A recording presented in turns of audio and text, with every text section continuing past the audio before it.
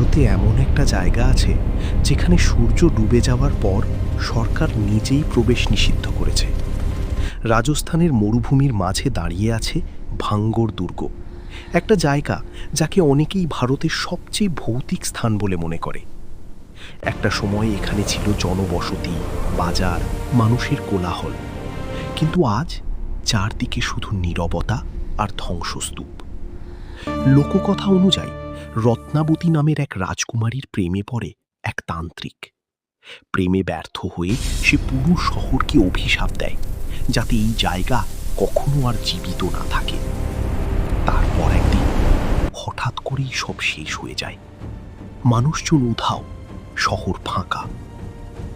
আজও স্থানীয়রা দাবি করে রাতে এখানে অদ্ভুত শব্দ শোনা যায়, পায়ের আওয়াজ, ফিসফিসানি, এমনকি ছায়া চলাফেরা করে।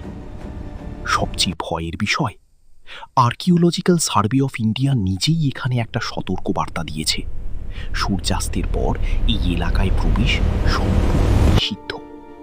তাহলে এটা কি শুধু কুসংস্কার, নাকি সত্যিই ভাঙ্গর দুর্গের অন্ধকারে এখনো কিছু লুকিয়ে আছে? আপনি কি সাহস করবেন এখানে এক রাত কাটাতে?